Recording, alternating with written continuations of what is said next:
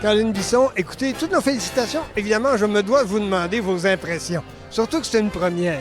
Bien, j'étais très touchée qu'on m'ait choisi dans le domaine de sport et loisirs comme Saphira. Je trouve le nom intéressant aussi, Saphira. Touchée parce que, en fait, ma réalisation, c'est un peu la réalisation de la communauté. Si je me suis rendue jusqu'aux Jeux paralympiques, c'est parce qu'il y a eu plein de monde derrière moi qui m'ont appuyée, qui m'ont financée, qui m'ont encouragée. Alors, je me suis jamais sentie tout seule dans cette aventure-là. Donc, je suis touchée qu'aujourd'hui, on me donne cette reconnaissance-là. Et moi, j'aimerais la redonner à la communauté, particulièrement la communauté des femmes, parce que je pense que c'est important comme femme d'être un modèle pour les jeunes dans notre société. Dans le sport, il devrait toujours y avoir plaisir. Alors, c'est vrai que lorsqu'on compétitionne à de haut niveau, il y a des gens qui oublient ça. Mais moi, j'ai toujours cru qu'il faut faire les choses sérieusement sans se prendre trop au sérieux. Alors, c'est important de toujours avoir du plaisir dans tout ce qu'on fait, peu importe le niveau de l'activité, que ce soit récréatif ou que ce soit compétitif ou que ce soit hautement compétitif.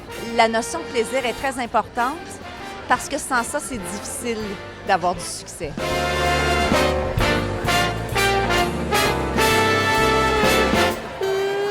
Nathalie Lavigne, je vais vous demander une définition pour commencer. L'environnement, est-ce que c'est personnel ou est-ce que c'est global? Bon, quelle bonne question. Mais c'est sûr que c'est global. Puis en fait, il ne faut même pas penser à l'environnement comme un élément, une entité seule. L'environnement, c'est ce qui englobe tout, la société et l'économie. Donc, absolument, c'est global. Donc, vous êtes très heureuse, faisant partie de la globalité, d'avoir remporté ce premier saphir. Ça fait plaisir, oui. Je trouve que ça fait... ce que ça fait, c'est que ça rend l'environnement et le développement durable un peu plus concret dans la tête des gens. Je pense que c'est dans la tête des gens, c'est que, surtout en Amérique du Nord, on vit dans un environnement, le terme très large d'environnement, qui est encore très sain.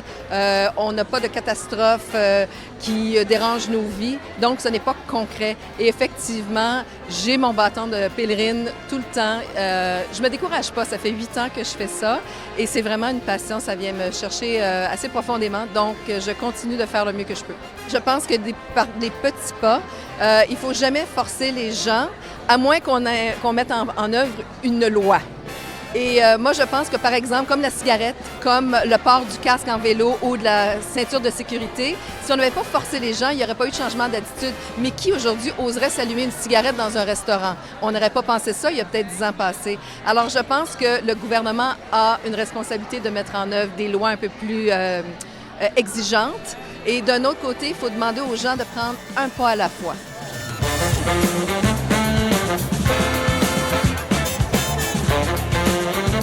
Karine Ben-Bella, écoutez, ça doit faire plaisir d'être un saphir. Ça fait plaisir, surtout quand on s'y attend pas du tout. Grande surprise ce soir. Ça, c'était vraiment surprise, vous ne y attendiez absolument pas. Vraiment, je pensais que j'étais une invitée ce soir pour le souper, pour voir toutes ces femmes qui nous inspirent au quotidien. Et finalement, je me vois décerner un saphir. C'est vraiment génial. En plus de ça, le saphir a tendance politique. Est-ce que vous êtes revendicatrice? Je crois que j'ai juste la parole là où le cœur est placé, puis j'ai pas peur de dire ce que je pense.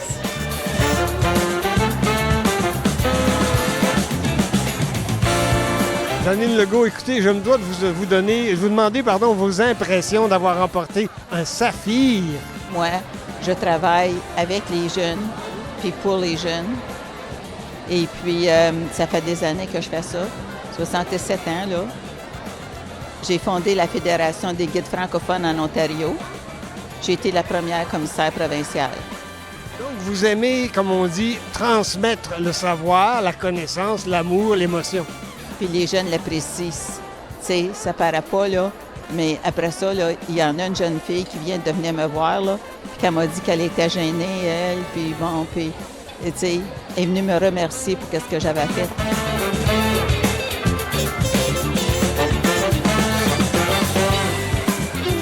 Joanne Lefebvre, évidemment, je me dois de vous demander votre réaction. On verra pour la suite après, mais vos réactions.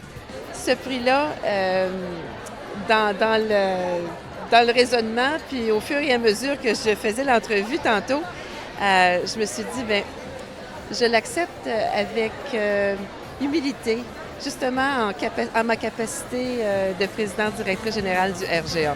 On a plusieurs femmes qui dirigent de grandes organisations. J'en nommerai pas, mais on en a quand même un bon nombre.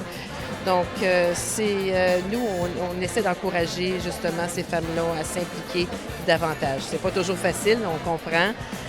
Ce sont des femmes occupées et engagées dans plein de choses. Comme on voit ici ce soir, ces femmes-ci sont très, très, très impliquées dans la communauté.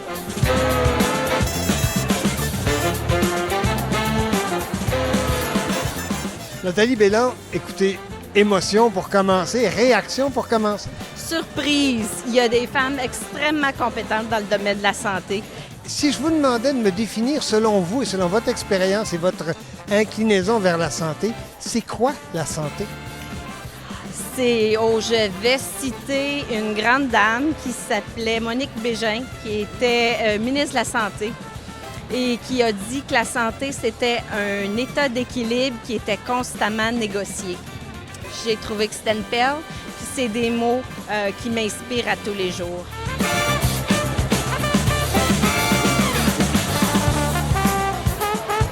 Je me dois de vous demander un bilan parce que devant une soirée telle, c'est une heureuse réussite, n'est-ce pas?